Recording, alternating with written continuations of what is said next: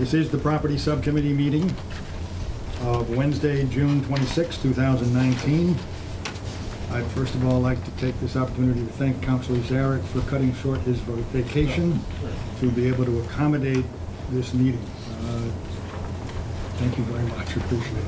It's not an easy thing, and you'll learn, I think, that it happens more often than not as you continue on. But it's great. So thank you so much. Are there any minutes from the previous meetings? I'm afraid that they're not, but I'll try and get them next time. The next time. Okay. We will need them because it's good to have them turned in before the following meeting. Yeah. I look forward to that. Public speak time. Is anybody here to speak to any subject not on the current agenda of the Property Subcommittee? Not seeing anyone. Is there any mayor communication? Not. Other than a general thank you for assembling the meeting outside of the normal schedule. I appreciate it. It's a very important project in Easthampton. Yeah. Great. What we have before us is a request to obtain some land in front of Whitebrook Middle, the current Whitebrook Middle School, that the city sees as being important to access for the new school. With the doubling, I believe it's doubling of the population. We have a middle school at this location. We're adding all the consolidating 3 elementary schools into this location. And I think anyone who's used those roads understands many of the dangers of coming up the driveway and not being able to turn left or turn right, and it becomes a very difficult situation. So I think one of the items that we will do is establish that this is for a public purpose or not, and then go on to determine how we obtain that land, whether it be through a process of eminent domain or through an agreement to purchase the land, to look at all the various parameters of that and to explore them. It has been proposed that one alternative be to purchase the land and also have a discontinuance of another street in town. That proposal was made by Williston, and that's for Brewster Avenue, which connects Main Street with Park Street. I believe it had originally been 2 ways, and it was 2 ways in, I think it's Payson Lane at the end of Park Street, connecting Park Street with Main Street, had been a 2-way street also. And at one time, the thought was maybe it would be better and safer to run Brewster Lane one way from Main Street and Payson Lane from one way from Park Street to Main Street to help with the traffic flow.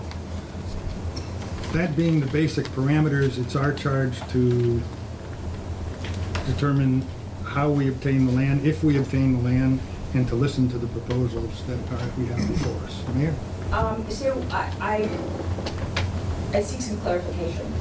One, the plan before us on Williston letterhead is actually a part of a long-standing conversation between certainly my office, but more importantly, the Massachusetts School Building Association and our School Building Committee that has been working on traffic mitigation for some time. Williston has been an active participant, as has Tom Brown, the chair of that committee.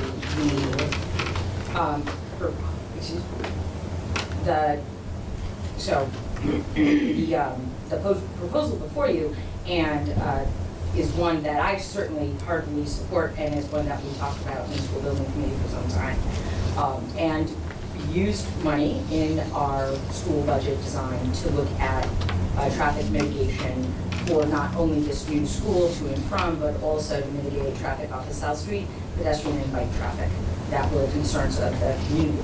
What I put before you today is a specific structure of conveyance of land, how we can take control, total access of the land we need for this proposal for this school, and we need to do that before we go out to bid on the school. In the beginning of our school project, right before we submitted the final plans, July 11th, it was our understanding that the land, if we needed any for a roundabout or any part of the deal, did not have to be under our control. And MSBA let us know that that is not the case, that we must have total control and access of all parts of this project, even ad alternates, which this roundabout is. After looking at the cost and the budget of the school, I determined and put forward to you the specific land swap. And certainly I'm happy to speak to, questions and how we arrived there. I thank Attorney Tanner for coming to talk through his investigation of this, as well as Curtis and Bob and Jeff of Williston. But at this point, we're looking to do a land swap and consider land swap as proposed because of cost and efficiency of the. So if the land isn't obtained and secured by either eminent domain or by land swap, you're saying the project can't go out to bid in October? It's an ad alternate. It needs to be unless we drop it altogether. Right. And at this point, we would drop traffic mitigation, then would be not for the school. Certainly would love to see that be part of the plan, the traffic mitigation, absolutely. Thank you. I also just have a question about procedure from what you were saying, Councilor Kwasinski. And I know we had this discussion before. It sounds to me like your interpretation of the council's purview of what's going on here is a little broader than I think. Like you're saying, should we take it by eminent domain or should we take it as swap? Is this the best project or should we buy it out? To me, this is the decision of the executive part of our city that decides what they think the person who was elected to this office is the best course for the city. And as the council, we have the right to say, I think you could have done better, and I'll vote no. But it sounds to me almost we're suggesting that we have broader negotiating responsibilities here, which I'm not sure. I hear your discussion, you're thinking about executive and council responsibilities. I was referring to the letter we got from the city planner, which outlined the process.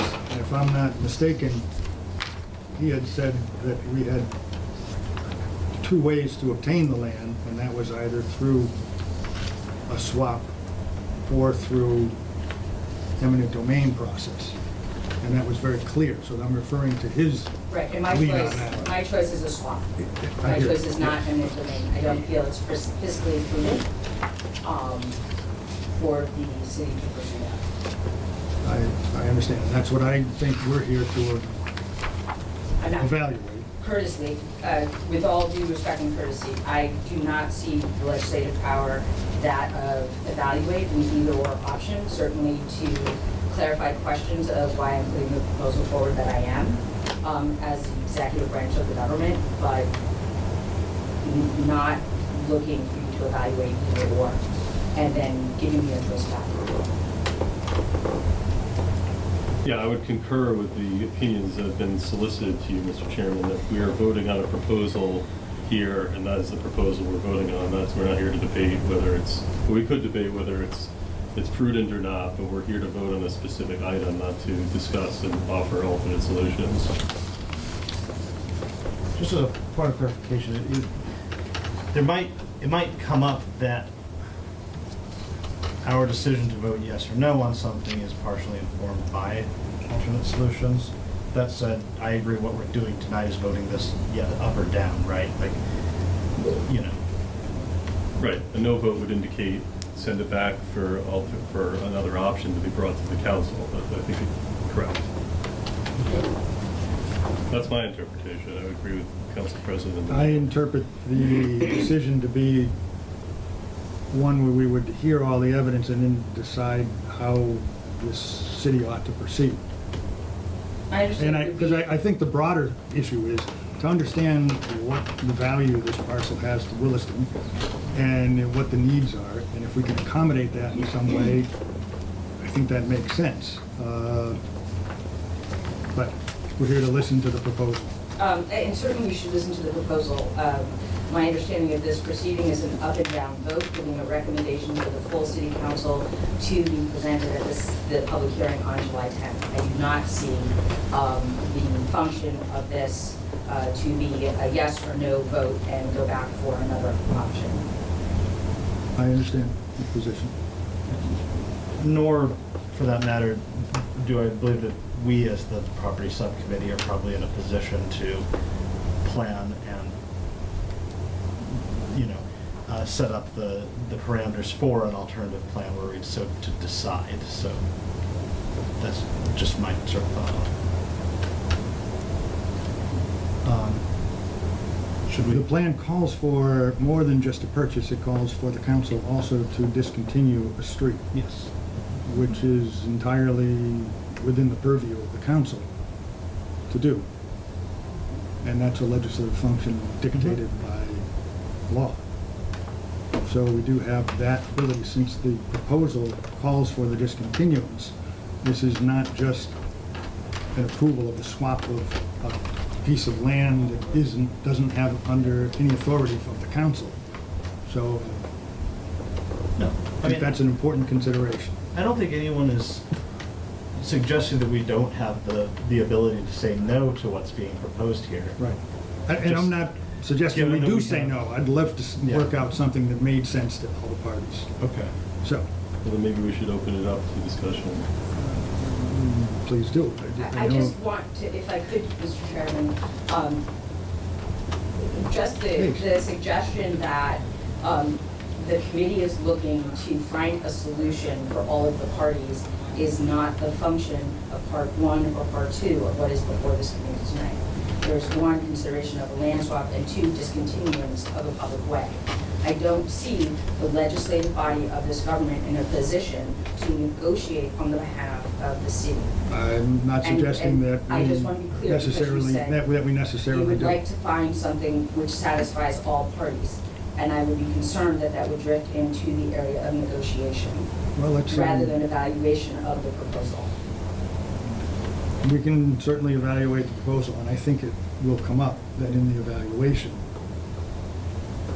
there may very well I be. think the conversation could Lots of certainly go thoughts. there. I would just urge that the vote is up and down on the two proposals before this committee with the general consideration of the public and the full city council on July 10th. Mhm. Good. I'd just like to clarify Attorney Tanner's role, since my understanding is that you represent the city of Easthampton. Is that correct? Yes. So you have an interesting position of representing all the citizens of the city, including the mayor's office and the city council. That's true as well. Good. Shall we? I would love to hear how your discussion of the proposal. I don't know who is here to present the proposal. I would like to start with just quickly one acknowledging and thanking the team from Williston for doing a lot of this forward work.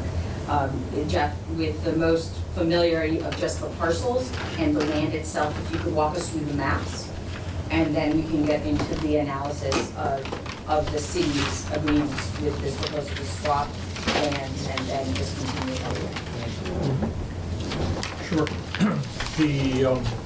The 198 Park parcel, which is the parcel where the roundabout would be partially located, is a parcel of land that we purchased several years ago to do a ground mount solar project. And we had designed for that. We went through full permitting process through conservation and planning board and everything. And at the last minute, at that point, ran into a problem with Eversource putting a large fee on top of the project, which caused that to not be able to be done at that point. We've continued that. We are now working with another solar company that And they've worked with Eversource to deal with some of the issues there. So the parcel of land that we have there is designed for a solar project. The roundabout does cut the size of that project for us, so it does have an impact on us, but that's the reason that we own that land. And so certainly we would love to work with the city to make the school project go well, and but there is some trade-offs that we have there. We have also for a few years been discussing Brewster Avenue. That is a city street at this point. We own all of the property on both sides of that street. It is used somewhat in mornings, mainly for people to cut through from Main Street to Park Street. Certainly there have been issues with the speed of people driving down that street and the number of students that we have crossing the road. So it's a considerable safety issue for the city. The length of the street is not so huge that the city gets a lot of highway funds for that. The income that the city has, from that doesn't even cover their annual costs to take care of the road. How was that ascertained? I believe the Public Works Department wrote a letter, which I believe you have. They put it in an email form, and I've asked them to put it on letterhead. Right. But you know that, sure. It looked like their calculation was that approximately $485,000 or so was the money that was given from Chapter 90 funds, and the plowing expenses and sanding expenses were about the same. Snow emergency expenses, Mhm. is that your recollection of those figures? Don't have them for The reason I say that is the snow emergency budget is not the same as Chapter 90 monies. So we're comparing apples and oranges, but that Yep. being, that, but Yep. that Yep. being No, said, and that, I would look at that and say, okay, the snow emergency funds that we spend not only go to roads, they go to the plowing of the municipal parking lot. They go to the plowing of the Cottage Street parking lot. Center, Pepin, Maple Street, the high school, and Whitebrook. So to say that they're equal, they're not. You have to take the monies that are spent, I think the way Joe calculated the money, yep. and subtract out all the monies that are used for parking lots. So it's Right. not quite the same. Yep, no, So and it's- that, yeah. that could be, that was the number that I had heard. Certainly more in line with Chapter 90 then, or whatever would be other expenses of the street. The street was. And we're not reimbursed for doing the parking lots. Yep, We're no, reimbursed for our road miles. yep.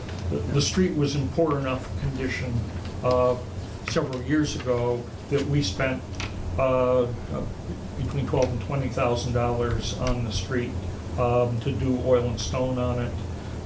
Last summer, after we put water line in the street, we spent another over $20,000 to repave the street.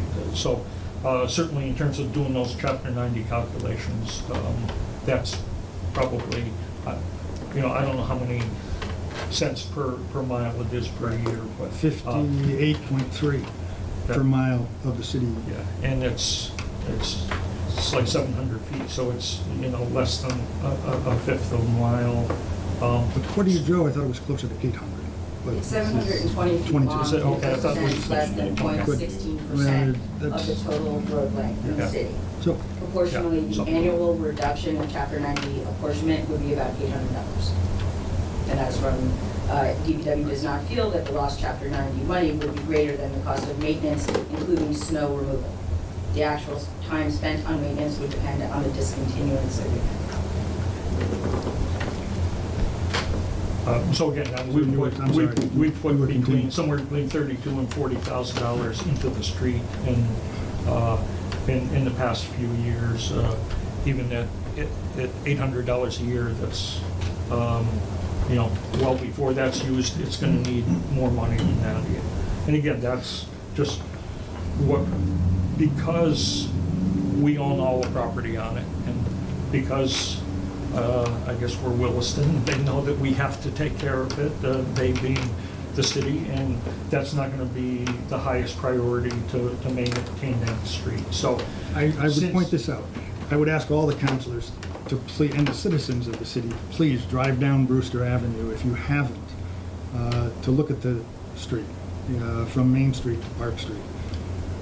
It's in the best condition almost of any city street. And I think most citizens would be very happy to have it. And we do thank you for doing the work on there, and we recognize you did that.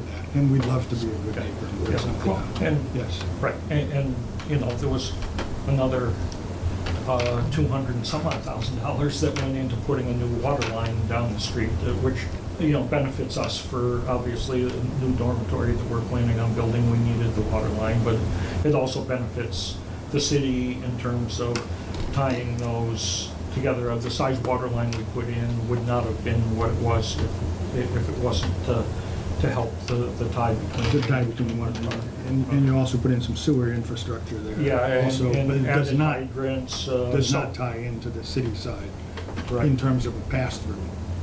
Right. The $800, just for a moment, I think we'd have to look and determine how long there won't be significant improvements to the road, because for the next 20 or 30 years, I think if we look at the way we treat most roads in the city, we won't be spending a lot of money on that road because of its good shape. You take the 30 years and multiply times the $800 to come up with a future value of at least $24,000 for the lost revenue, not including any interest or increases in Chapter 90 funds. The money that's spent for plowing and sanding does provide a public service. It provides service to keep the streets clear, for fire protection on the street and around the area. It also enables all the citizens to use the streets just like we plow all of our streets. So it's not like we're tossing money out the window. There is a benefit to plowing the streets. Chairman, I would also ask for that calculation, then to consider the $800 doesn't actually pay for that maintenance, and that even with the snow removal monies, there is overtime that could be reduced and general efficiency. The Chapter 90 money is calculated per mile, not a mile that is up or down a hill or has melting that's more significant than in other roads, say something flat.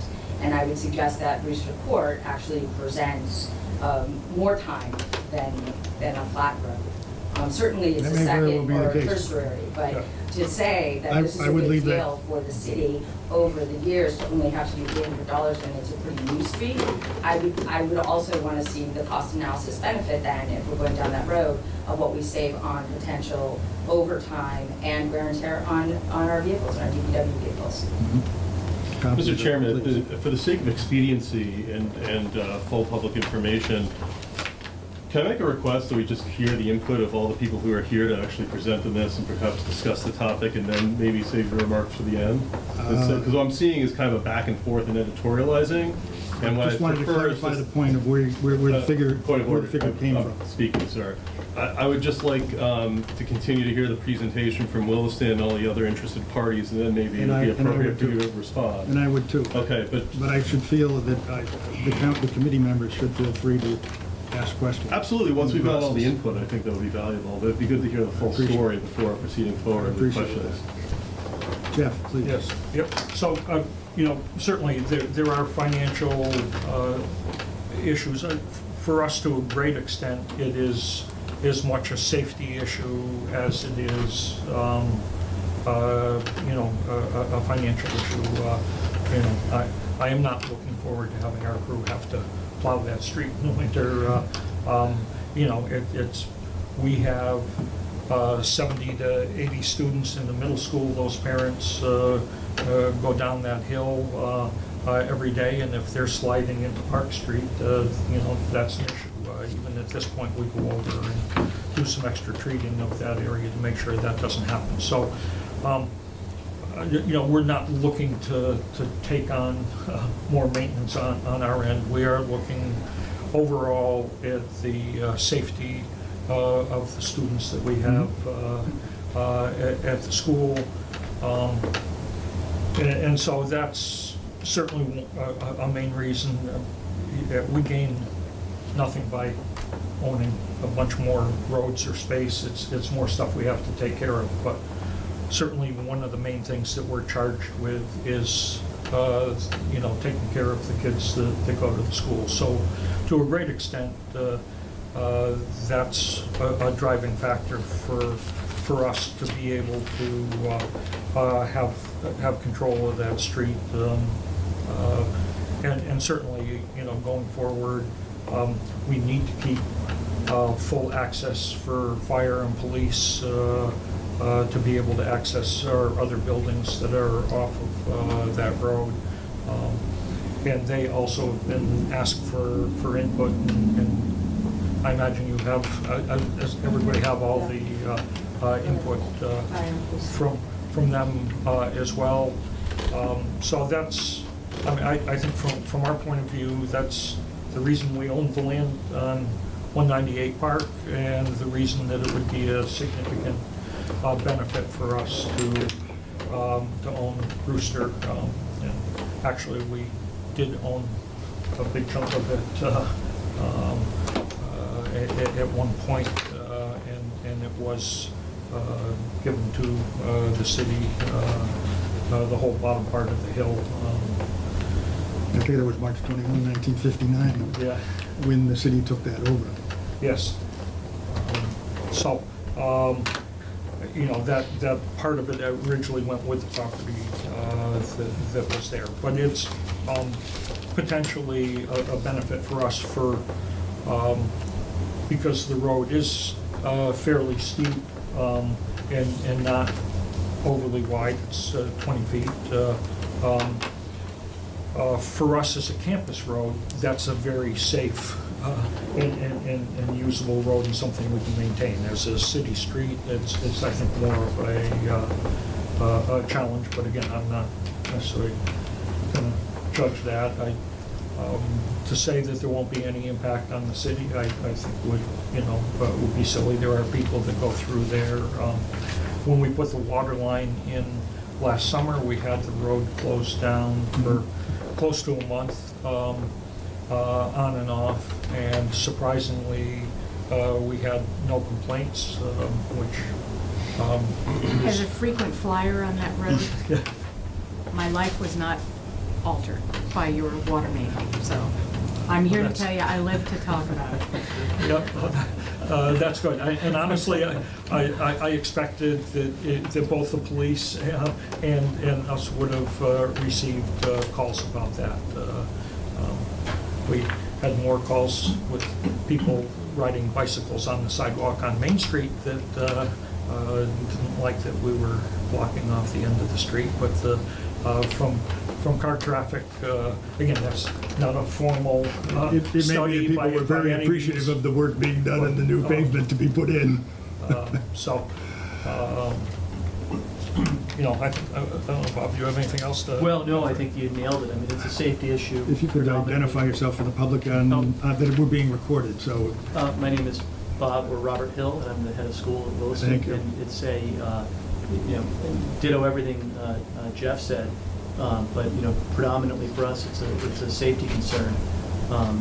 And I don't know how far, you got with talking about planning, but, new construction at Williston will put another dormitory right on that street with 4 more faculty homes, which always have little children running around them now, and then 40 more students. So if anything, it's going to become even more populated with little kids and teenagers and families, right, literally on that street right now. Can I just ask a quick question? Please do. Since you're talking about that, are the houses going over here and the dorm going right there? Yeah, that yeah. is the Is this dorm. new construction? No, those are Okay. existing. Yes. And that's the dorm right there? That is the new dorm. And where will the faculty homes be? You're pointing at it with your finger. Oh, it's there. all part of the Yeah. same The complex, big- if you will? yeah, well, Okay, oh, because it's all yeah, the same yeah. kind of thing. The big rectangle that's Is on the there dorm. is Is the the dorm. dormitory. Towards the parking lot are the faculty houses. Two duplexes. Yeah, what we try to do is to have the faculty homes face the streets like a normal Regular house, home yep. would. Right. And then the dorm faces there's gonna be a big green quad on the back for the 4 dormitories that surround it, so, I just wanted to orient. Yeah. yes. Okay, thank you. Yeah. Does anyone here, just to kind of switch quickly to 198 Park Street, see that the taking or purchase of that land is not in the public's interest? That we should not do that? No, I guess I'm asking if there's any objection to the thinking that the roundabout doesn't make sense for the city. Are you asking anyone or I'm anyone asking specific? the owners of the land primarily. Oh, okay. Because the owners of the land would be the ones who would, I believe, raise objection if they felt there wasn't a public interest being served. And I think it's important to establish that as we move forward. Yeah, no, certainly, as a lifelong resident of Easthampton, I'm certainly familiar with the traffic in the area, and certainly with what's going to be added for the school, something needs to be done out there in terms of traffic mitigation for that. It would be great if it didn't need to come onto our property there, but that is the, and certainly we saw different iterations of the plan as it evolved, and this is the one that makes the most sense, and so, our project gets a little smaller there, but just as we're concerned about students at our school, we're concerned about all students, and so certainly I think we've done what we can to support Easthampton schools as well, and I think it's the right thing for the city, and therefore we're willing to do what we can to make it happen. Mr. Hill? Yeah, no, I would echo the same thing. I mean, it's sort of a parallel safety issue, and I've walked down there any number of times, and it's a pretty dangerous turn and intersection, so this seems like a tremendous benefit, given the traffic that's going to be increased at that location. And I hope people are walking and biking to school too. I don't know if you want to hear from Curtis Holden from the school design team, who went through several options of how to mitigate traffic and how we ended up with the design in front of us. I'd love to hear it. And if you would, then I certainly think that would be appropriate if you're ready to go, Kurt, for the umpteenth time on the subject. But the first time for many of us. Sure, where do you need to start? The public interest, I think, is the important thing to understand, and that this does serve a public purpose. Well, as Jeff mentioned, we have gone through multiple iterations. This happens to be option F, as you'll see, and each one of the options along the way had multiple options. So this is the 6th formal option. And we looked at a lot of different things here. Just, from the school project's perspective, we recognized that there is a traffic issue existing at White Brook, and that the grading for that they grade the traffic conditions. We're already in a I'll call it a failing grade from a traffic standpoint with White Brook as it stands right now. So we recognized there was an issue, and there's a lot of different ways you can, well, there are a couple different ways you could do that, some of which include a traffic signals, and that seemed to be fairly straightforward, you could signalize that. However, it does not meet, the traffic engineers studied it, and it does not meet the criteria which allows to add traffic signals. I think they call it a warrant. There's a series of warrants they have to meet, and because of that, a traffic signal went away. There's also the additional consideration of South Street. South Street comes in at a really sharp angle there right now, and the goal is not only to try and mitigate the traffic coming out of the school or going into the school, mostly in the morning. That's really when the biggest rush is, because the afternoon rush doesn't coincide with work traffic. So the study looked at a lot of things, but one of the additional goals besides the current traffic problems and the increased traffic problems, there will be more students and parents coming and going, is to try and do some traffic calming along Park Street. And there's a little bit of a wiggle in the road there, and then there's South Street shooting up over the hill. So I probably have said a lot and not said anything here, but we just, so this is the solution, going back and forth multiple times. We had the roundabout, actually it began closer to the present White Brook parcel, not even touching the Williston parcel. And it was further west, therefore it basically impacted multiple landowners on the other side of the street, which happened to be uphill. And so the impact there with the excavation, retaining walls, the costs associated with that, and the number of parties that would be impacted, we started shifting it back east. And also from a constructability perspective on how we would go about doing this and still maintain Park Street. Because we just can't take over the area and close Park Street for an extended period of time. So it went east, it went west, it went north, and it has settled here in the position that you currently see. Did I answer the question or create more? I look to the mayor for that. You asked Kurt. Sorry, Mayor. Participate. No, that was great. Yeah.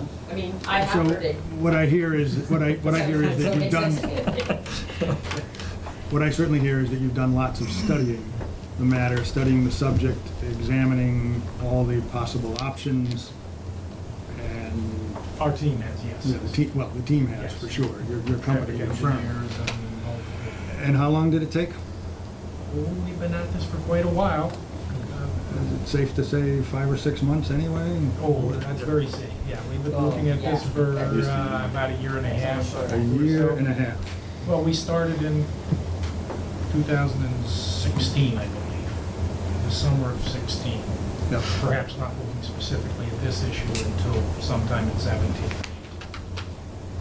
But in earnest, certainly more than a year. I hear that. Which leads me to something the planning board said the other night when they were asked to weigh in on the subject, and we don't have their letter in front of us, but they were going to send the letter.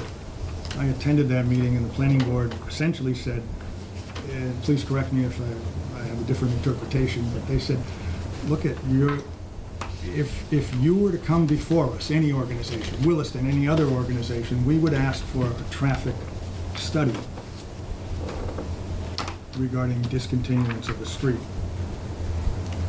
because it will have implications for the entire city. And I believe we're looking at this and trying to make a good decision without a traffic study in a matter of days,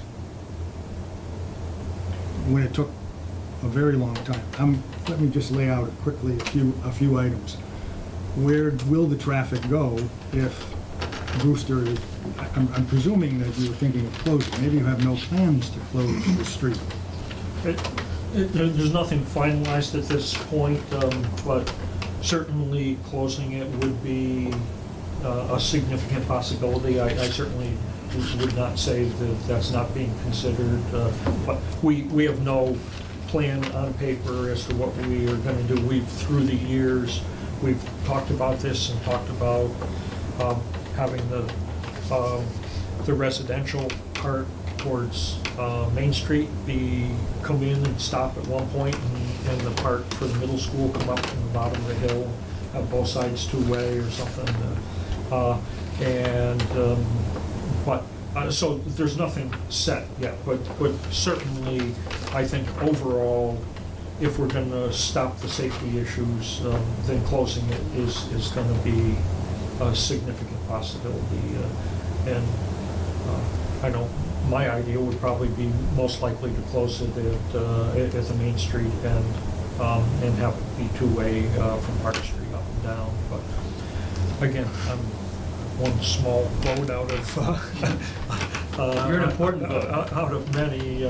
So, but I would say it's likely that something will change with it, and closing it is certainly a good option. Mhm. I guess the question I have is if your needs could be accommodated by certain items. I know the city doesn't have speed bumps in Easthampton. I know Northampton uses speed bumps everywhere, it seems, if we go to Northampton on some of the side streets. I know that Chuck at the planning board meeting, Chuck McCullough, the chief financial officer for those who may not know him, had said that, geez, when he travels from Ashley Circle, when he comes over to work, I go from Hannambrook, and so a lot of people from that side of town use the road regularly, and other folks from this side make alternate routes and then come back through Brewster. So I think there's a public usage of the property that is important for the council to consider before we discontinue. The question I had was, I think it would be easier to discontinue if the public access were still allowed, and let's say you were allowed to put your own speed bumps there and therefore lower the speed. Chuck had said, geez, I came back from lunch, I went back to work, and there was somebody speeding in front of me. And so I heard that very clearly. It's an important matter. We do have speeding all over the city, I'm sorry to say, and typically that means we get additional patrols or signs, but speed bumps haven't been an answer, and I don't know if that would help in increasing safety. Those bumps are tough. They can be tough on cars and good to keep speed down. So Yep. Yeah, and the Just throw that out. city could well be changing. I know when we did the lighted crosswalks in Amherst, when they did that, raising those, making them tables, they called them, was an option, and the city did not want to consider that at all. And times have changed since Right. then, so. And what I'm not sure saying what- is, if the road were discontinued and you were to take it over, if you were able to still allow for public access and put speed bumps in, might that help mitigate much of your safety issues anyway? And still not have us face the question of, should we be discontinuing the road without a traffic study and understanding what all the impacts are going to be? Yeah, but I think, unfortunately, I think that you're asking me to make a decision on that would No, no, require. No, I'm just saying. I just didn't know if it would help. Yeah, I'm sure it would help, but I'm not sure that it would achieve ultimately what we need to, and certainly that's without a significant, look at that from our end. That's certainly nothing that I would feel comfortable committing to leaving it open. Thank you. Please. Yeah, in all fairness to your question, which I think is a reasonable one, Greenwood Court is 0.2 of a mile away, I think in the longest dimension. So I think that were it that there was not another option, Go I'm down just the measuring center. here, were it that there was not another option to cut between Route 10 and Park Street nearby, I would think that this is a completely, it's a reasonable line of question regardless, but you literally have Greenwood Court just 0.2 of a mile away, so I don't know if if we'd be missing much. There are other alternatives. I mean, obviously, if any street anywhere were closed, we'd find another way. When Route 10 was closed, when the bridge was being replaced, we've all found other ways to get around. It just wasn't convenient for people, and it meant that the public had to find a different way. The question here is, what ways will the public find? I don't know, and I don't know if one of those ways might be, is it Center Street where the library is? And that's the next street that has access to the central core of the city, whether it be Payson or downtown or out to Precinct 3 or Precinct 2 coming from this side of town. So I wonder what sort of traffic impact that might have on the children going to the library. I think there's parking on one or two sides of that street now. If the cars end up backing up, that could present a hazard for the children. I don't know. But I just have no way of evaluating that kind of a question. Yeah. And- I guess just in terms of what I see people doing, most people that cut down through there that are Easthampton residents, not people that are going for a Williston purpose, go and then cut down Payson Avenue. I'm not sure that people would go down to Center and drive back to Payson, because then you have to cut across traffic going the other way. When you guys closed it, that's how I went. I went by the library and I came back to go You down did Payson. come back to Payson. Because I dropped my kids off at, Yep. my mom's at Fleury, and that was the way I Okay, went. yeah. And I didn't back path through Greenwood. That's the Yeah. way I went. Just seemed more logical. Yep, But- yeah, I just wasn't sure if people Right. would, rather than going to Center, which doesn't take you down to Union or Cottage, would go to Union and just take It's all the user, 141. I guess, yeah. Yeah. So, yeah, So, don't know exactly what they're. right, a traffic study would tell us this, and I think, so I throw that out and wonder why one hadn't been done. And I know you spent a year and a half studying the traffic at the roundabout. At different degrees. At I'll different say. degrees. And Yeah, I- certainly in earnest since last summer. We've been, but- If I may, just one other thought. The other possibility is Payson Lane, I believe, which is also the one-way street between Yes. Park and Main Street, is currently one-way. That would be an alternative which would alleviate traffic in front of the library on Center Street. So the question there becomes, if that could be made two ways, then that would be shorter and would eliminate the traffic. Difficulty there is that might require an eminent domain taking of Williston land to make it two ways. So those kinds of questions come up when we talk Yeah. about discontinuing the street. Yeah, I'm not sure if Payson Lane wasn't two-way at the width that it is. And it may be acceptable as As it two-way is at now, the current yeah, width. Don't know. A good question.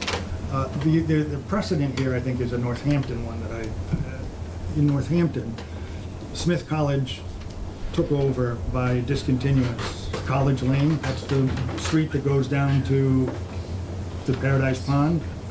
And they didn't stop the public from using that. There's no signs that say discontinued, no access, Smith College use only. It's open for the public to use. If you go to Paradise Road, the same thing. That's the next street up along Elm Street. And if you go to the hospital, the nonprofit there took over Denniston Place and didn't block traffic. That's where you come out of the emergency room down Elm Street. Thank you. I think we had the mayor next. Yeah, I will defer to the mayor. So I would say that in front of us, we have a lot of anecdotal evidence around traffic patterns. The road has been closed for a month with little to no impact noted by residents as well as public safety and DPW. Additionally, the plans that Smith, Cooley Dick, and the other not-for-profits that you mentioned had detailed long-term plans that those roads would continue to be open and operable, as well as in their operating budget, that they could have public use. They also, in College Lane, have their greenhouse, which has endowment money that actually ensures public access. In the alternative here, the conveyance of Williston to take over this piece of road, but allow public access, I would suggest brings us back to this table. At some point in the future, Williston has been clear with the building of the dorms would change the use in the area of that campus, where public access as we see it now would be much different with the new set of dorms there. Likewise, with the traffic on the library, I think we'll see a mitigation of the traffic because we are closing Center Pepin School. That area is very congested, and it would allow the library to access, at least for the next few years, parking at Center Pepin, and that, the curb right there would know where the book drop is, and then around the corner, it is tight. I mean, that whole area is tight given the use. It is nice and a part of the community vision for the school to lessen that up by decommissioning Center and Pepin School. So, I mean, when we're talking what ifs and traffic studies, we're really reaching far into the future, and I don't know the scope of a traffic study for such a small discontinuance of a lot of what ifs. I guess I hear your point that yes, at some point, hopefully soon, the schools will close at Pepin and Center, and there will be less congestion there for those purposes. However, there will be reuse of that parcel. And if it goes to residential use or some sort of commercial use or becomes downtown parking, I'm not sure, I just don't know whether the congestion will be relieved, increased, or remain the same. I just don't see any sort of use for any of those buildings that would require like 20 or 30 people per room getting dropped God, off no. by individual cars. I would agree every that at the day. height of. I mean, of yeah, that- there's gonna be something there, but like, what do you? I guess the point, what I heard was that they're Yeah. going away and there won't be anything else. Please, Well, I think Councilor Coniff had a question Yes, first, she and did. then I'll be on deck. thank you. So largely what the mayor was saying was going to be my comment, that it feels like this conversation is becoming very esoteric. And what if, and maybe, and in 20 years, but perhaps, but I don't know. And while interesting, I fail to see how the impact of traffic on Brewster, which in the, how long have I been here? 7 years I've been here, and I go down that thing 10 times a day. I've never had another car on there with me. So it's hard for me to imagine that this is going to have a huge crush on traffic and we'll suddenly have backups all over the city, given that Greenwood Court is right there. And so, this conversation, while interesting and, I don't know, I guess people like to talk about some of this stuff, but I'm not sure if it's getting us to where we need to go for the topic on the table. And if in fact, there is a concern about traffic using Greenwood Court or whatever, if that is a big enough concern for you all to vote this transfer down and a no, then that's the way you have to go. But I don't see an hour of what ifs getting us any closer to I don't the think answer. I think we've discussed the matter as thoroughly as we can, so I don't see it going any further. But I Okay. do appreciate your bringing up the subject. Councilor Zaret. Any So questions? I'd like to switch gears, actually, in regards to the proposed traffic circle near White Brook. At one point, and I think there's a few people in the room who can clarify this, at one point, there was discussion about a private, a resident giving land to that. Will this potential land swap acquisition, will this obviate the need to do that? Yes, Okay. the only landowner that would need to exchange land with the city would be. That's been great, okay. Go ahead, please. Then I'm pretty satisfied with that. I'd like to make a motion I guess this will be two motions we'll have to make. I'd like to make a motion to discontinue Brewster Avenue as a public way, to the seeding it from the city of Northampton to the Wilson Northampton School. Easthampton, sorry. Well, no, Wilson Northampton, city of Easthampton to the Wilson Northampton School, thank you. I would like Confusing the to- two different towns. speak to that and say that I believe there are other subject matter that we need and ought to discuss. Okay, well, if there's a motion on the If he floor. calls the question, I think it's a non-debatable motion. I believe that has to be addressed. If he makes a motion to call I the was just question. stating my opinion that this subject ought to be continued to be discussed. All right, And some very. so it would come down to me in a second. Can we, would you mind withdrawing your motion just long enough for us to discuss what other thing, just to enumerate what other things Councilor Kozinski would like to cover, and then we can revisit that? I'll withdraw it for if you can, yes, I'll withdraw. I it. think- Let's think- just get like a list of, like, what are the other things we want to touch on? Because, you know, I do want to, you know what I'm saying? Right. I was looking at the issue of appraisals and valuing land and parcels, Mm-hmm. and I had requested that we have copies of the appraisals, which we just got. Yeah. And I appreciate that. And I don't know quite how it's related to this transaction, but perhaps you could help us with that, Mark? I understand you were involved. So I'm not sure which appraisal, you have the appraisal? I have the appraisal for Brewster Avenue. Okay, so that was, that appraisal was put together by Willis. Uh-huh. And we have FSI doing an appraisal for, I'm sorry. We have FSI doing an appraisal for the land that would be exchanged for the city by Williston. And that appraisal is not done yet because of the complexities involved with the potential for a solar array there. Right. And so we're trying to work through those issues.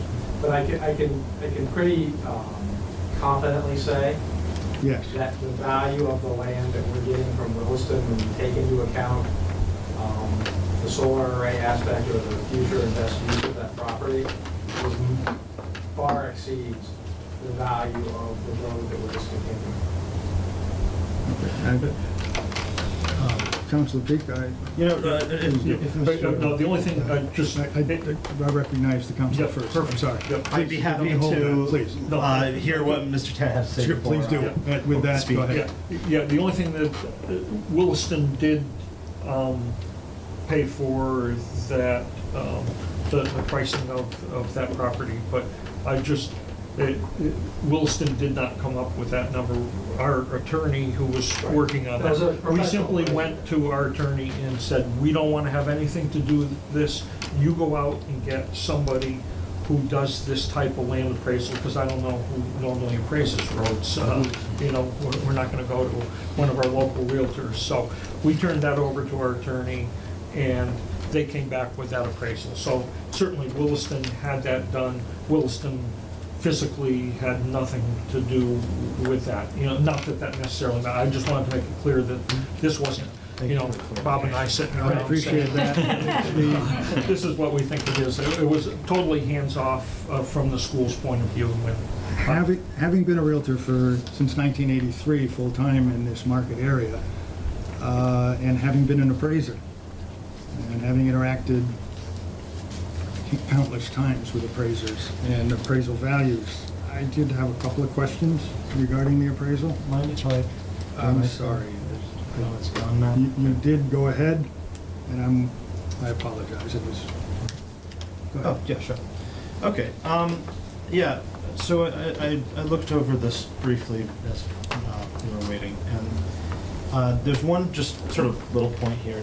I don't want to go on too much of a nerdy rant here, but there's sort of a line of thinking in sort of planning and economic development circles right now that I don't feel qualified to necessarily advocate for, but I do want to call to attention, because a lot of people smarter than me keep saying this around me, which is that the way that we appraise streets and roads is potentially often problematic from a like a government fiscal management perspective. And because in that perspective, a street is not an asset. It doesn't generate, I mean, the parcels, it unlocks a revenue stream in that you can build taxable properties along it. But the street itself does not generate revenue. It is not an asset. It's a liability, because it's something that you need to continue to take care of at cost. We are talking about a street that generates exactly $0 in revenue for the city. I just think that it's really important when we get into talking about appraisals, that we just say that there's a lot of people smarter than me who write a lot about this, and I read some of their stuff, who would make the argument that a street with no taxable value is worth exactly nothing. And I'm not even necessarily making that point myself, it's a thought, it's out there in the world, it seems kind of convincing to me, and I just want everyone else to have it in their mind as we go down this road. It's interesting you bring that up because that street did at one time provide taxable value to the city. And it did. It was adopted in 1959 and there were houses there. And eventually, those houses have been assembled. And now they're off the tax rolls. I would agree. So that's just so. What we're talking about is taking a small money pit, giving it to somebody else, and And saying, exchange. here, you giving- take it. And that would be, Exchange for something useful. Right. I don't. So okay. that being said, a I've said my professional piece. appraiser took a look at this. A professional appraiser took a look at this and came up with a value of $8,500. It would turn to, what, didn't number the pages here. The page where the value is listed, where the analysis, summary of comparable land sales. I would feel much more comfortable with that value if one of those land sales had to do with municipal property being taken in the appraisal, not one comparable used a municipal street. There, I'm not sure how you compare a municipal street to other land without comparing municipal streets, so, Could I just address that? yeah, please do. I mean, so I don't know that you're ever gonna really find a comparable comp if that's the method of appraising, right? Because normally, if you were discontinuing a public way, you'd have people who owned real property on that was taxable, and therefore that property would be more valuable than the property here where you have non-taxable property. And by discontinuing the way, it just goes back to Williston. And so there really is, as was mentioned, very little to no value to anyone. I think the way that the appraiser treated it in that appraisal is as if it were excess land or backland, which really has no real value. And I think that's the way you have to do it, because you're never gonna really find a similar comp. If it has no value, why do you folks want it? Well, it has non-monetary value, right? It has no monetary value. I was asking the question of Williston. It's all about safety. I mean, I'm just gonna keep going Good. back to that. It's all about the safety of the. And that may be- of the people who live there, and then concomitantly, the safety that traffic circle represents for what's gonna be a whole lot of new traffic. I hear that point. Yeah. I think we'd certainly like to see that be safe. I agree. With regard to the street, just the Brewster Avenue and the parcels you have you considered the fact that if for some reason the school didn't need those faculty houses, they would not revert back to something you could sell independently? No, I would assume that if this land transfer goes through, we will actually consolidate the street and all those parcels into a single. Into a single campus? Into a single parcel, so that certainly it would not be something that we would sell off, and then there would be a demand for a street there again. That I would- understand. Because the rest of the parcels that make up the area where the dormitory is going, and that was 6 or 7 parcels, we have combined all of those into a single parcel, and so we would, I can't see any reason, if we're gonna do the legal work to make the street into school land, we would just wipe out all Oh, of you wipe those. it all out, and I understand. Yeah. It became Williston Northampton because of the school becoming defunct at one time. So, and I know Chuck was talking at the planning board meeting how competitive your industry is and how difficult it is to stay competitive, and you wanted to stay competitive. And just part of assemblage of land also means that if the street is just discontinued, you wouldn't be able to then create individual lots without creating a new subdivision according to existing standards. Respect. Or Which makes that would be, sense, yeah. that would be true of the whole campus. Absolutely. Yeah, and it's Oh, well, not, not the entire campus, because they still have Payson Lane, you have Park Street, you have Main Street, all with frontage. Here, you'd have no frontage. I mean, yeah, that's true, but the, you know, and I mean, I guess we work hard to make sure that doesn't happen. Yeah. And I hope you do, because we'd love to see you here. 179 years. Yeah, and certainly, I guess just and I don't want to get into debating silly things, but Williston and Northampton merged at a time that many schools were merging. Neither of the schools were bankrupt or anything else. It was not that one school was going out of business. Yeah, certainly there are always challenges. We have challenges now, always have, and probably always will. But I would say, you know, certainly if anything If you've happens to considered the it, that's school, I'm then satisfied. you're going to have a big real estate guy coming along who's going to put in brand new streets. And we'll make something happen, I hope. Question I have about the value of the parcel on Park Street. Did you have any number for that, aside from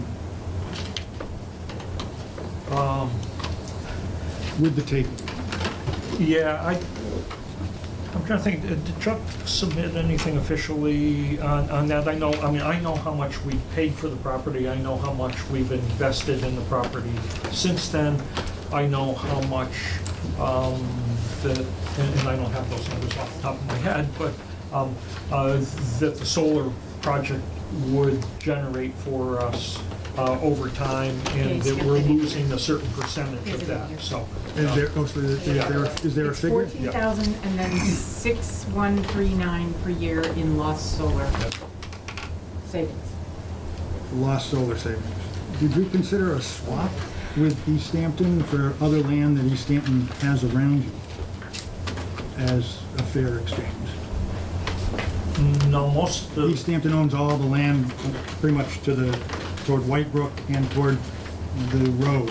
So I didn't know if you considered 14,000 square feet elsewhere on the parcel, which could be made up to continue the inflow. yeah, no, I mean, I know street. a good chunk of the land that we own there is 5 acres or so. It's 4.1. And I think it's, if you took that off the tax I map, took it off the tax map. that's incorrect. Okay, When we had it surveyed, we thought we were buying, You we found actually more. bought 5. Good for you. And I have the full survey of that. But I believe close, I don't remember exactly, it was 2.5 or 3 acres of that is wetlands. And the further that you go down towards the city property, the more you run into wetlands. So I don't believe, the solar array would be much bigger on the property if we didn't have wetlands issues to deal with. And I'm pretty sure any other direction we go, we're gonna run into more You can even wetlands. see that over here, the half the parcels. okay, so the last question I have around the Park Street is, currently you have 140 feet of frontage, I believe? Is that Yeah, it could well be, I don't know that number offhand. on Park, that the parcel has 140 feet of Yeah. frontage? That, and if I recall, we're in R40 zone, which allows for one lot requiring 120 feet. And as we all know, primary lot value is what you can build. You can only have one lot. So that's how, if you could have 2 lots, that would almost double your value of land, because the value is in being able to build and do something there. It looked to me like this street, when reconfigured, would give you more than 280 feet of frontage, and therefore a second lot, potentially. So that would add probably 130,000, I'm just speaking as a real estate agent, sorry, I wear that hat on occasion. That would add about $130,000 worth of value to the land. Once we took it and built the road, I'm not sure if I see some Yeah. frowns here. I don't get your point, Counselor. I mean, because I can I was understand. just looking at value. Right, and I And can equal for understand equal that, and I exchange. can understand you saying, that's not a good deal for the city, I'm gonna. I didn't say that. No, but I was gonna say, so I just was wondering if that implication was realized by everyone. I guess you could ask the mayor. She could tell you what that implication Was is. that and then- implication I'm considered? just not following why a solar array would be split into two lots. I wasn't speaking to the solar array. As we know now, there currently is no solar array on the site. And there is a permit for the solar array. However, there isn't a solar array, and you're telling us that you don't have a contract imminent to build one breaking ground in the near future. One would look then at the value of the land currently. I know we've had some issues about whether it's taken or exchanged or purchased, but if it were taken, it would be the value of it today with a permit in hand, which would be much less value than something that would be ongoing at the time, as if it was generating electricity and we're making X number of dollars. Everything's been done, the infrastructure's there. God, we're gonna have to take out the infrastructure by giving the roundabout. It's a vacant field right now. So my question was, was that implication understood?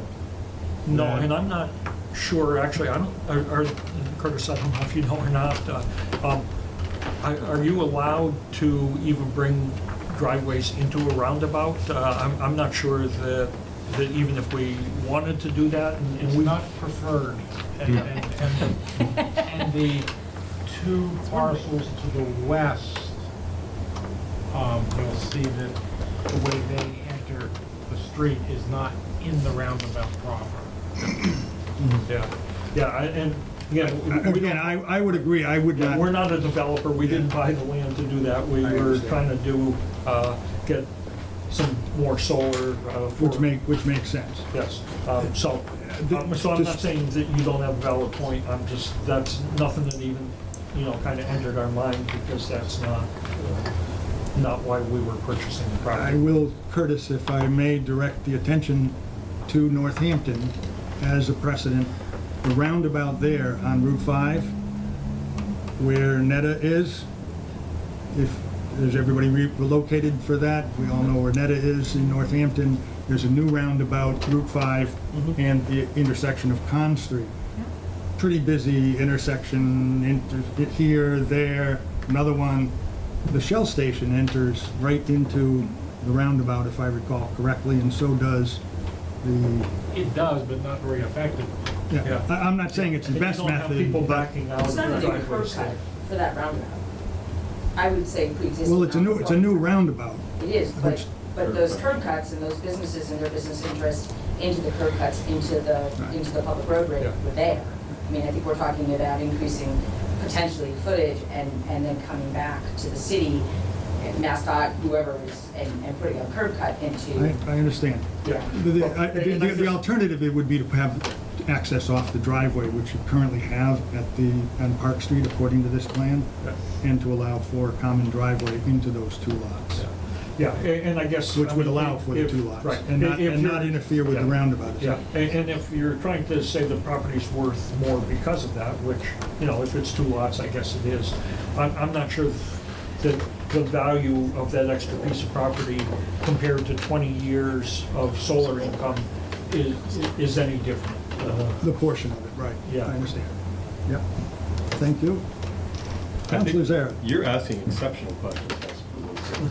But I also think we're kind of starting to stray away and getting kind of into the theoreticals here outside of the actual agenda item. So that's my only concern. Did you have any more questions? I wouldn't consider value of the land in the exchange theoretical, but I But appreciate it. am Anyway. I understanding correctly that you're arguing that the land that they're offering to transfer to us is worth more than they're suggesting? Is that, am I being a dummy here, or is that what you're saying? I wouldn't have used the comps So you that may ask. good question. I wouldn't have used the comps that the appraiser used, because it's not apples for apples, it's apples for oranges. I Okay. wouldn't have I guess I would have rather seen the city hire the appraiser using Williston funds, because you wonder always, when you hire an appraiser, who they're working for. So I, Right. And but it's best to to the have extent the that appraiser this- working for you. I don't know, if we hired the appraiser. well, we hired the appraisal for the parcel that we don't have an appraisal on yet, but I can tell you that my firm uses Crowley, I believe, did that appraisal from Springfield extensively. I mean, that's the go-to appraiser in the Springfield market. And there are really very few appraisers who can do this type of appraisal. I mean, there's lots I would of agree, I would agree. And they're one of, them and FSI are the two that I'm aware of, Right. so. Just, I guess just to clarify my question, the reason why I was wondering is because my dumb little economist brain, it kind of sounds like we're saying, I mean, I appreciate that here the methods, and I don't know anything about appraising, so you have me there. But it sounds like what you're saying is that if appraised differently, you're thinking that this land might be worth more. But isn't that like, why is that a bad thing for us? it's all in the value of the beholder. The eye of the beholder is the determining factor. Are you suggesting that if appraised differently, this land would be worth less? Because if our job is to vet this exchange, then if it's worth what they say or more, and if the land that we are proposing and giving up is worth, as I would contend, potentially nothing, then I'm not sure what we're talking about here. I'm just... Well, I guess if the cost approach to value was not used in the appraisal, they used a sales comparison approach, which is where you take a sale here, a sale there, a sale here, and a sale here. Right. And they're all supposed to be pretty much the same type, like single-family home, one level, single-family home, one level, single-family home, one level. Ideally next door to each other with the same, all those factors that added up. Right. Not using any municipal streets raises some question about value. So one has to look at what's the cost approach to value. If we were to put in a new street, or anyone were to put in a new street, it would be probably about $240,000. But would we put in a new street that generates no tax revenue? We wouldn't do it at this point, no. Yeah. I don't think we would. I don't think No. that'd be a very good idea. I appreciate that. Yeah. I think... Councilor Zarek? Well, and additionally to Councilor Peake's excellent point, using your logic that this lot that Williston is considering swapping with us may be more in value than the suggestion there is we should be giving up even more on the city's side in order to acquire this. If the... No, if you missed my point, it was that the Brewster Avenue was more in value, more valuable because... But we were discussing the Wilson parcel at length. And I would agree 100% with what Councilor Peake is saying, that the value of the road is to do with the value of developable property, and since all the property is in use by a private entity, that if they went away, that property, I'm assuming, would then go back to the city in some capacity. And I'm not even, again, I don't want to get in the weeds, because that's been my concern throughout some of this discussion. Again, I think you're asking excellent questions, but I would also argue that the value of both of these properties, for both the entities involved, goes far beyond actual dollar values. It goes into the value of the application. And so the value of the application in the case of Brewster Avenue is that Williston has basically the entirety of the properties along Brewster Avenue, and you can correct me if I'm wrong, all belong to the Williston Northampton School. They have safety concerns, they have access concerns, and I think it's valid that they have an interest to discontinue that as a public way for the city of Easthampton and make it into a private way for the Williston Northampton School. So too, do we have a very, very valuable need to acquire land in order to create this very valuable traffic pattern, traffic structure for our new school. And without acquiring this land, we have to look at substantially different options. So dollar values, and I appreciate your professional opinion on this and your professional expertise, but I don't think this is about money as much as it is about application and needs for the two parties involved. So I think it's great you're asking great questions, but I think we're starting to kind of stray from really what the issue is here is why are they asking why does the Williston Northampton School need Brewster Court? Why do we need this land from them? Is it a fair trade? Why do we both need it? I think the questions have been answered for me. So I would just say, just to sort of piggyback on that, I think, Councilor Jarrett, you make a really good point here, is that a lot of the value, outside of the lost solar revenue, right?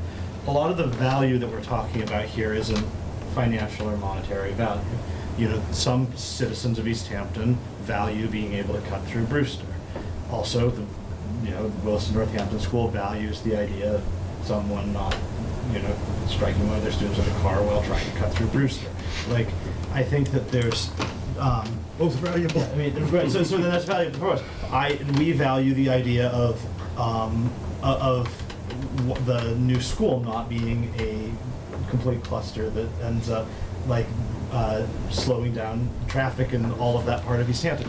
And none of these are things that we, as members of this council, or frankly, I think most people in the professional world, are probably qualified to actually put a dollar value on. I mean, this is a huge part of my life, is trying to put dollar values on tangible things, and I don't really think that we are in a position to do that. So I think the question that's going to come down to is, does this seem like a fair trade?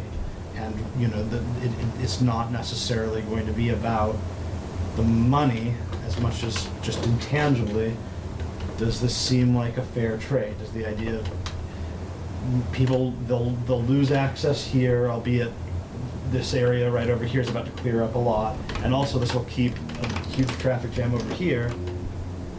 You know, does that seem like a fair trade? And to me, right now, I mean, at this point, it does. If anyone here has any more questions about the sort of the logistics of what this is going to look like, I'd be really interested. But otherwise, I'm ready to vote on this personally. I saw your hand raised over here.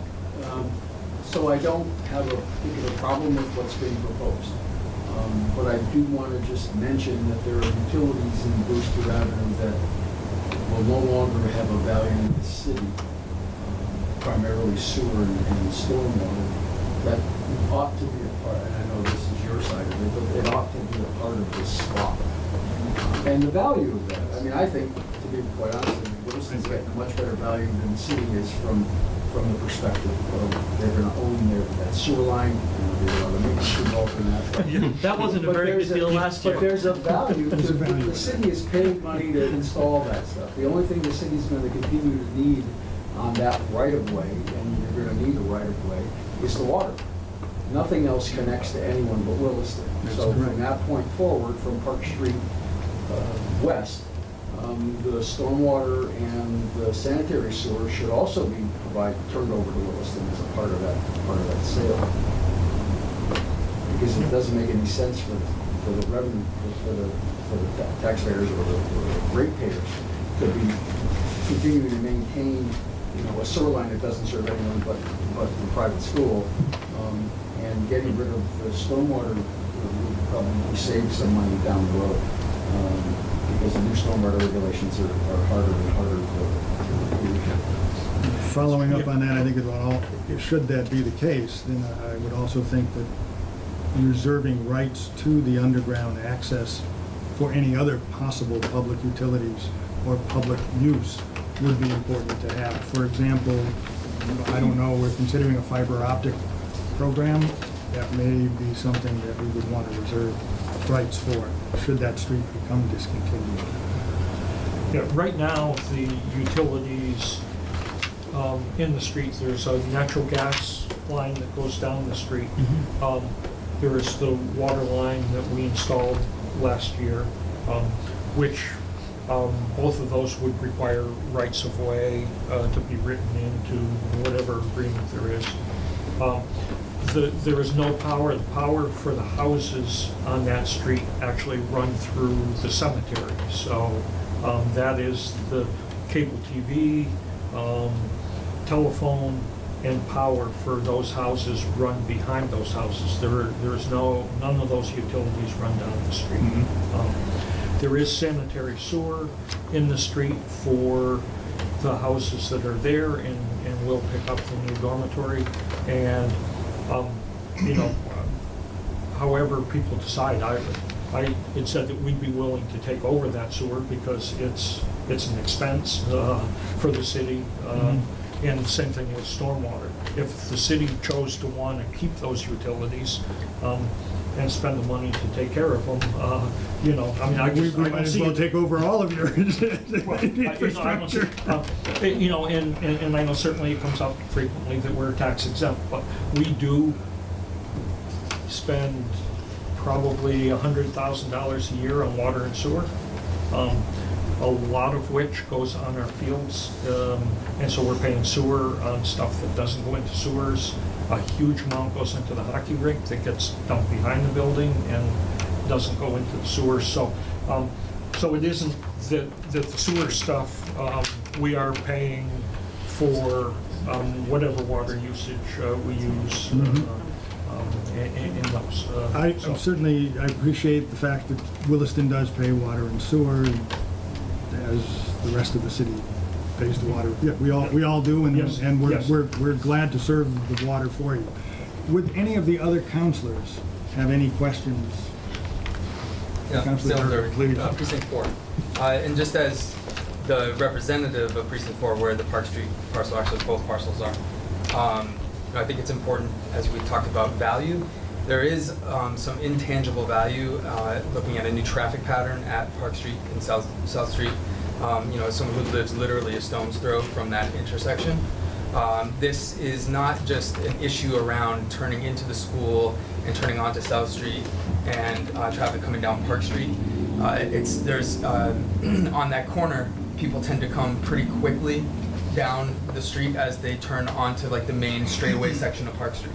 And this new traffic pattern, I think, would be a really great mitigation measure for the speed that currently people are traveling at right now. So from my perspective, that kind of intangible value is something that adds a lot of value to my precinct because it improves public safety, and I think it's going to improve the traffic pattern, as South Street is a difficult kind of street to navigate as currently stands. And looking at this, I think that this could potentially have a positive impact overall for my precinct.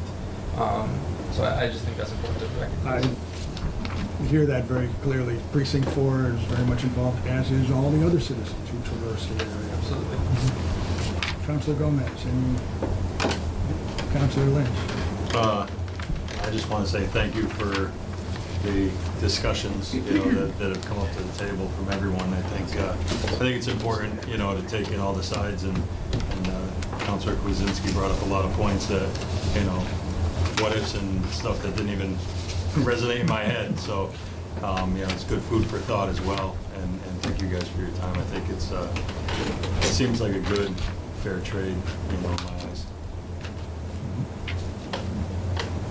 I have a quick question for Attorney Tanner. If we pass this resolution tonight, this doesn't, if the executive branch desires, this doesn't prevent us from adding any amendments for our easements or something of this sort. Correct. And then, if the solar panels are on this property, does that still qualify as the educational? I don't know what the term No, is. It will go back yeah, to the tax. because we're tax exempt. Right. Unfortunately, as much as we love solar, it is not a significant revenue source. So the only thing that makes solar worthwhile is somebody being able to take the tax credits. So the company that would build the solar, while, you know, it would be a 20-year lease, during that 20 years, that property would go back on the tax rolls during that time, because it would be a for-profit company that would own that. So, yeah, that's a good point. Let me also just thank the folks from Williston who were here. We appreciate this. I hope you understand that I think we're all trying to work for the best interests of the entire city to make a community that can really work and kind of mesh together. And if it sounded like there was an advocacy or there are important questions that I think the public has a right to understand and for all of us to understand. You mentioned, Jeff, that many properties are taken off the tax rolls. And I think to talk about it clearly and upfront, that is a concern for this community. That although there is water and sewer, the rest of the city pays water and sewer. that with regards to the tax rolls, 18 properties have been taken off, are off the rolls now in the last 18 years. There's numerous other properties. It's a significant amount of money, somewhere between $500,000 and $600,000. I think we'd all love to see the city work together with Williston to work on ways that can be cooperative, use of facilities, discounts on facilities, ways that maybe Mr. Hill? This is a particular point for you. I'm actually taking notes. Taking good notes. Yeah. So all of these things. And I'm looking at things like academic facilities. I don't know if it's possible, but I wanted to bring this to your attention while I have you here. It would be helpful for this community, I think, you have 23 advanced placement classes at Williston. I think Easthampton has maybe 5.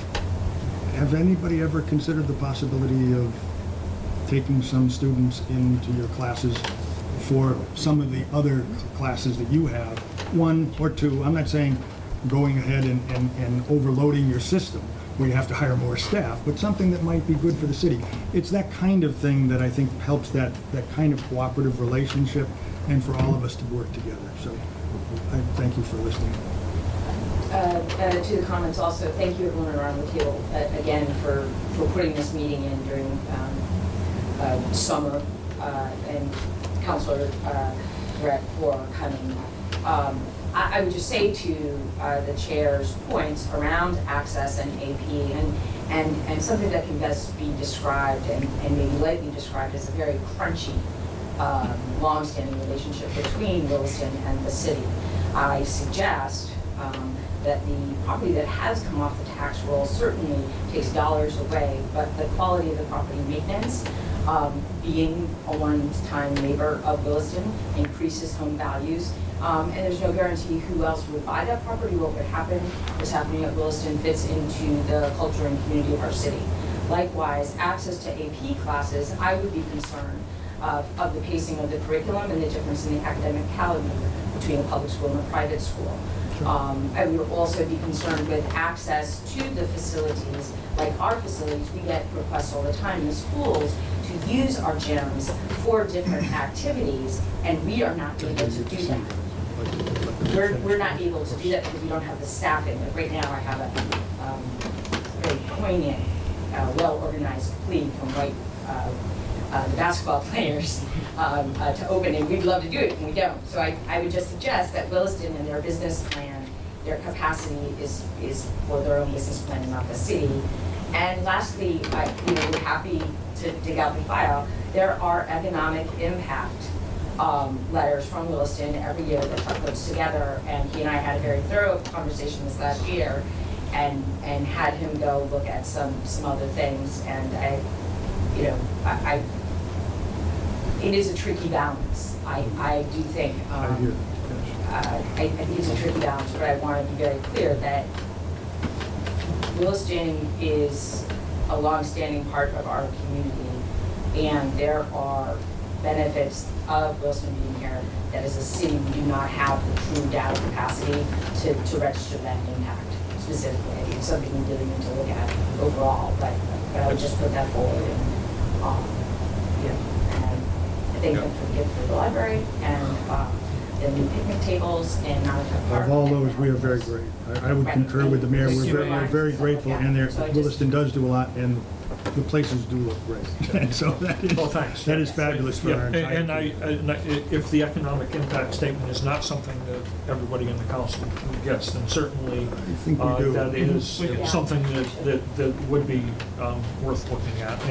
And there are a lot of things that don't make that. The basketball teams that maybe can't play on some that happen to have some of our faculty coaching that end up playing in our gym and the pool that gets used. I'm sorry, Thank you. but I know we're, apologize. I wanted to be sure. This is not on the agenda. That's it. We can't talk about this. Thank you. Thank you. Mr. Tanner, could you outline the process for us as you see it with regard to the discontinuance? Sure, so this, Should the council this decide? body would make a recommendation to the full council would take a vote on those two issues.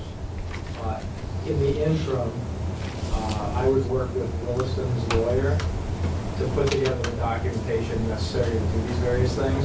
And we certainly have in the back of our minds the issues with regard to the easements and the water and sewer lines and those sorts of things, and how we would deal prospectively with those things going forward. I would just state that another benefit of this sort of land swap is that normally when you discontinue a road, it's a taking, and you get into issues with regard to whether or not you have to compensate the people who own the property along those things. And as part of this deal, my assumption is that there'll be a release from Williston for any of those types of damages now or in the future as the result of the discontinuance of the road. So by doing it sort of mutually, it, in my mind anyway, and thinking about how we would draft all this stuff, makes it a lot easier and a lot cleaner for both sides of the equation. What did you propose as the purchase price? So if, For- assuming it's a straight out land swap, we don't need a purchase price. We can just say we're exchanging this land for this land in reasonably equivalent values. I don't know that we have to have an actual dollar value on it. I can tell you that you have the appraisal for the land that we're giving up. And we'll certainly soon have an appraisal for the land that we're getting. Like I said before, my anticipation is based upon the way they have to value this stuff, they're going to be reasonably equivalent values. Is it true that the value has to be below $35,000 in order not to trigger another? Yes. That is That is for the sale or the sale of Brewster, we have to have a value of 35 or less than 35.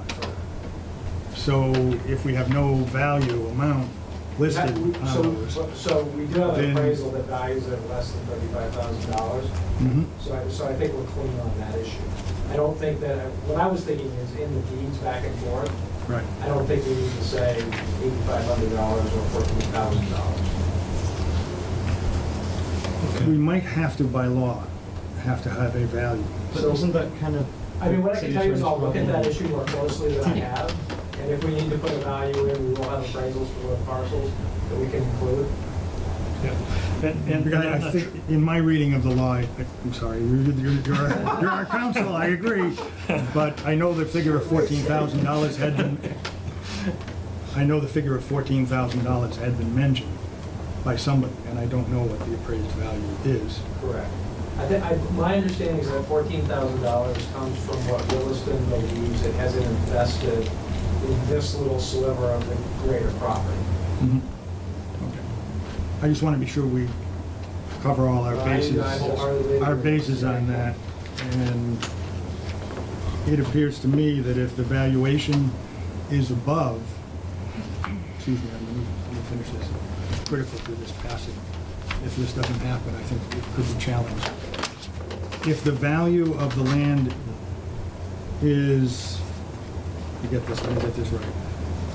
If the value is greater than, if the purchase price is greater than 25% more than the average of 3 years assessment, the property must be taken.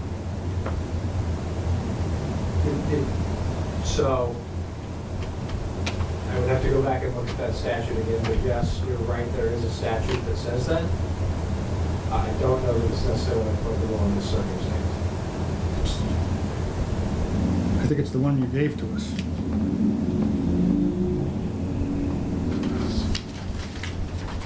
Okay. I think Jeff Bank gave you that statute actually, but Maybe it was Jeff. I just wanted to be sure that we dotted our i's and crossed our t's if it's the will of the council to do a discontinuance. right, and so what I can tell you is I will go back and look closely at those two statutes that you're talking about. Because I looked at them initially when we were just contemplating how this would be structured. And it was my belief at that time that with a land swap, that they didn't apply. I can tell you that at the valuations that I think these two properties are valued at, they're both under $35,000 and that doesn't apply. And then the third statute that you talked about, I'll have to go back and look at more closely. But I think if you look, you'll find 104,200 for the 2 years previous to the current for years. the entire parcel. For the entire parcel. Right. And 110,200 or 300 now. And that has averaged out and then averaged over the square footage of the land. I think you'll find that we're taking enough land that the sale price would have to be less than what was proposed in Jeff's letter. And once again, assuming that it's a friendly transaction, Yes. then Willis could say, okay, we're gonna sell that to you for $3.50. Absolutely. And that's my point. And it's a great point. And that's my point. Yeah. Great question. Counselor Zarek. I'd like to make a motion to discontinue, abandon, and convey the city of Easthampton, Massachusetts remaining interest, if any, in Brewster Avenue, a public way in Easthampton, Massachusetts, to the Wilson Northampton School. This will be the first of two motions. Second. I have a motion and a second to discontinue Brewster Avenue. Further discussion on the matter. I will say that I think discontinuing Brewster, at this point, I'm not comfortable without a traffic study or understanding the implications for the rest of the city. On the other hand, I do see the benefit to removing the property from the burden of doing any work on it, being responsible for the road and the repairs. So there is many countervailing issues here. I think it would be important to do that study, but reluctantly, given the time that we don't have to do that study, I will vote on the matter also in the affirmative. So, we have a motion. We have no other discussion? Move to discontinue. The vote, 3-0. Aye? Aye. Okay. We have a motion. It's been approved. Make sure we take, that's very important. Yes, sure. All these minutes are very good.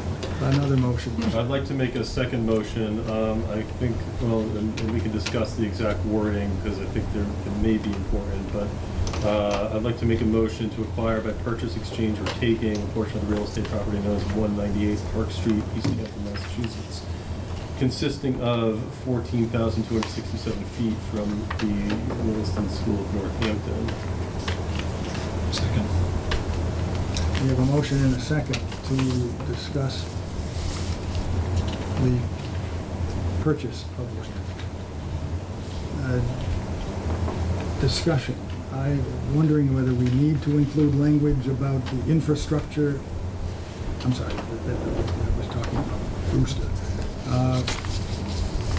With regard to park, were there any other issues, or would we accept it as written there? Would we need to talk about any valuation issues? Do you see any concerns there?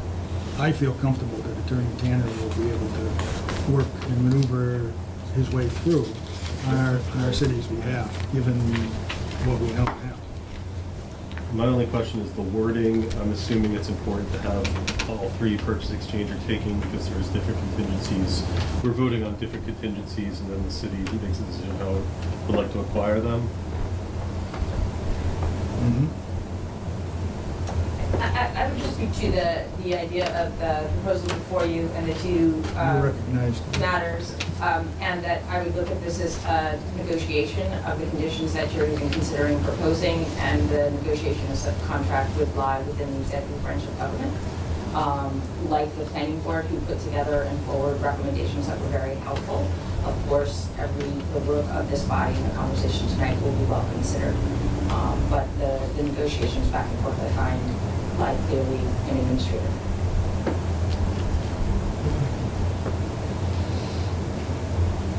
I think if there's something in there that we want to change, we ought to do it.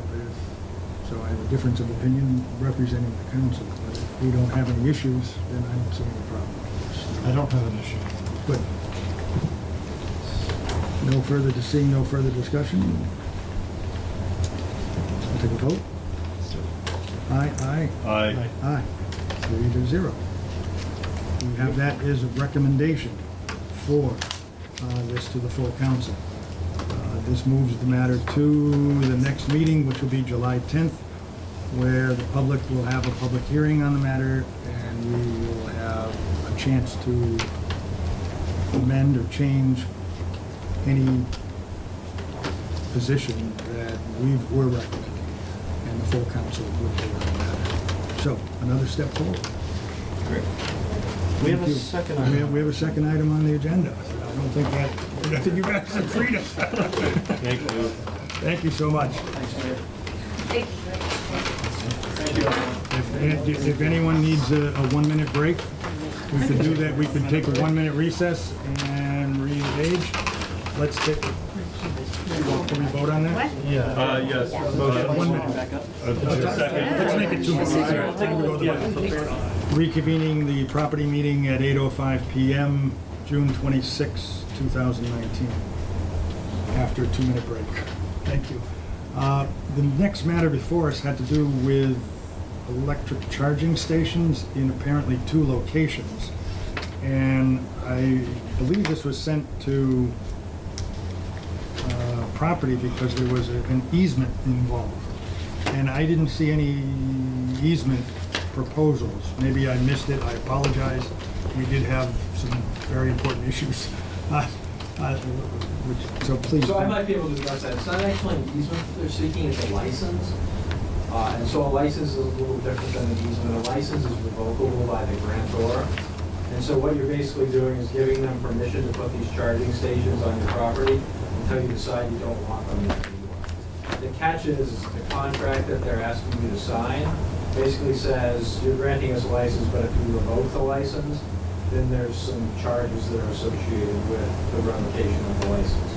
So it's not a permanent interest in the land they're getting, it's for a fixed period of time, and it would be revocable at the city's levy. Is there a document in here that discloses that? I know that Jeff Bagg, the city planner, had sent me a draft of a license agreement with the project's proponent, and that I redlined that document.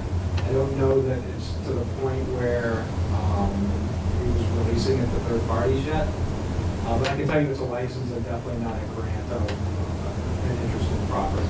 Do you know the length of term of the license? I want to say it was between 5 and 7 years. Do you know the penalties that the city would incur? And once again, this is all off the top of my head, but my recollection of the penalty would be that the city would be responsible for basically decommissioning the site in the event that it revoked the license. Do we know the cost of decommissioning? I'm just wondering what the liability we'd be Yeah, so it would accepting. be whatever type of lines they have to run in order to charge these things, and evidently they're gonna pour some cement pads to mount them on.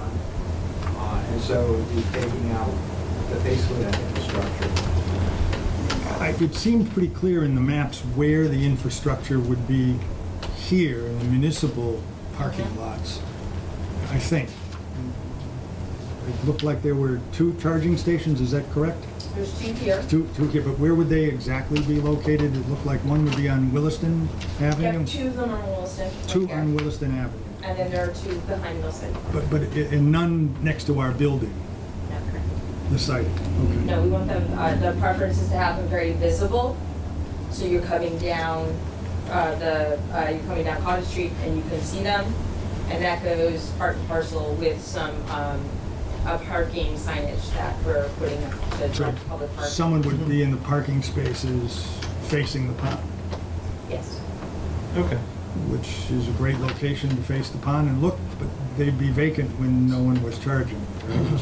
I would look to Northampton as a precedent, and you don't see Northampton charging stations empty, and it is. I hope that's the case. I have no doubt, people walk into City Hall a lot and He'll be ask at for all. charging stations, yeah.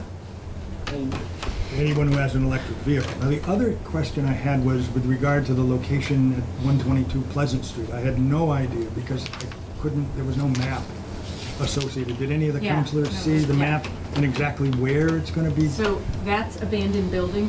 That's abandoned. And Okay. this is, Oh, okay. there's an electrical box Yeah, right here. right. So they're gonna put them, so you can see the line, they're gonna come over, and there's those 4 parking spots that go parallel.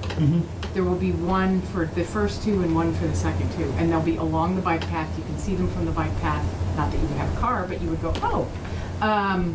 So that's where the proposal is, so it would need to go that way, from this electrical box. I appreciate that clarification. Not yet. It's nice to know where Sorry. they would be located. It didn't show on the map exactly where. Correct. They would- This they was a would be- conversation I had with planner Jeff Bagg, and he walked me I'm so through glad it. you were there. And you had that Exactly. conversation, because that's very important, I think, to our deciding where these are located. I wish we had some additional information on the interests, the exact length of time and the exact amounts. I'm a little uncomfortable to entertain any motions to move this forward, although I'm very anxious to move it forward in the absence of the details. So I think part of Mr. Bagg's concern was that this is somehow tied to a grant, which is time. Right. Sensitive. Do you think it's possible to get those details in the Well, let me next see if I several can- days? If you give me They're on a the minute, website. I'll see if I Well, can. Oh, that may answer everything right there, and The that's applications, great, we put all yeah. of our grant, Yeah. applications in Yeah, that. what, the alternative would be for us to have a short meeting just before the next council. I don't think it's a good precedent not to have the facts before us when we vote. Well, my only statement, have we already preliminarily set a public hearing for this? We did set a Yes. hearing, yes. So, I mean, I would be comfortable, since we have, I mean, ultimately, passage of this is through the full council of public hearing. So I'd be comfortable saying that, We've made no recommendation, and just leave it to the council with the I'd be new fine with figures? that. I'd be comfortable, well, I'd be comfortable with I'd it. be comfortable saying that I would like to have those figures prior to the public hearing, and that I won't be able to make a decision via the full council of public hearing without those figures, but I feel comfortable enough at least allowing this to move forward to public hearing, assuming that we'll have that information at that time. Yeah, I mean, in principle, I love this, and I frankly don't see what in the documents would make me not want electric charging stations, but just in the, you know, just like, out of respect for, yeah, I see what you're saying. Do you think it makes sense to just move this forward with no recommendation? And It certainly we'll see does. We may have some additional Yeah. information. Yes, please. Although, if you would, just 1 second, I did see Councilor Gomez raise his hand Yes, first, I so. do. I have a question. Is going to be any cost for the people that's going to charge those electric cars? Yes. Yes. Is there a revenue stream from this that we anticipate, or will be revenue We'll have some neutral? cost as well, just upkeep and whatnot, that go into building us. Probably be a Although we're wash. not approving the plan at property, I was just wondering if this was a revenue neutral plan, pretty much? Pretty much. I mean, right now it is, I mean, who knows going forward? Right. Yeah, but Mr. Tanner, please. Thank you. I'm trying to read the agreement on my phone quickly to find, Well, while you do that, if any of the other councilors had questions or That was suggestions. my only question as to the nature. So there's a grant involved that we're going to pay the company to build, to put in the infrastructure. Is that correct? Okay, and then once that's in, to Councilor Gomez's question, is it like kind of going to a filling station where you pay a fee but instead of petroleum unleaded distillate, you're receiving electricity? Okay, great. All right, and then the city, again, it's not necessarily revenue. Someone else is purchasing it. We're providing an amenity. This company provides maintenance, I'm assuming, of some sorts. yes, the maintenance, they do. So there are actually 2 grants involved. One is Eversource, their grant, and the other one is a Mass EDP grant that both have money that come from the Volkswagen diesel settlement. So they're 2 different grants, and we're pulling that money together to minimize the cost to the city. But this is not something the city would receive revenue from, but we're minimizing costs. There will be, upkeep, to keep it clear, make sure that. Councilor Gomez? Why those two places? Why here in Mills and no one in Main Street? that is really busy all the time. There's a lot of cars there all the time. Traffic and just figuring out where that will go. I mean, we do have some road work that's gonna happen up there and we just have a higher priority, like, to get that road redone, that's, yeah. Mr. Tanner, if it takes longer to get those figures, I think the council's ready to move forward with no recommendation. I had another question. You had another question. And then, I don't know enough about these stations, i.e., I mean, traditionally what I've seen, like in Northampton on, I never remember the name of that side street, if it's Cons or, it doesn't I think matter. there's a few at the parking lot too. or Yeah. Parking, garage. So There's a few there if, too. so if those are fueled more traditionally by electricity over at the grid, or if there's options, for instance, to bring in units that have some sort of sustainable sort of energy source, like a solar panel that feeds a battery. So I don't know, and that's something I would certainly prefer in the interest of sustainability, but I don't know if such a thing exists. I mean, I think the technology exists. The equipment that we get through the grant is designed by Eversource, and then this, Sorry, yeah. Yeah. And Eversource kind of, I mean, we actually They found were, on solar? yeah, we were on track to get these chargers years ago, and Eversource dropped the program at the last minute, so this is, yeah, they opened, it's not as much money, and then the Volkswagen settlement came available to cities and towns in Massachusetts, so. Great. In principle, I'd love to see this move forward. I think we're all on the same page, and it gets easier access for electric vehicles. Yeah, and to your point, I am not prepared to vote for it in public hearing in front of the city council without the appropriate information, but I do think it's important to at least move it there. That's Okay. just my thought. So I'll make a Entertain a motion motion to- I'll make a motion to move this to full council without a recommendation. Second. Based on getting, with the understanding we will get the information prior to a vote before the council, is that what you? Yes. Okay. All right, second. All right, so any further discussion? No. A vote, please. Aye? Aye. Aye. Thank you. Thank you. Are we That's it. ready to go for the evening? Motion to adjourn. I hear the motion in a second. Hearing no further discussion. Let's have a vote, please. Aye. And adjourn. you, everyone. Very good job. Thank you. It's still recording.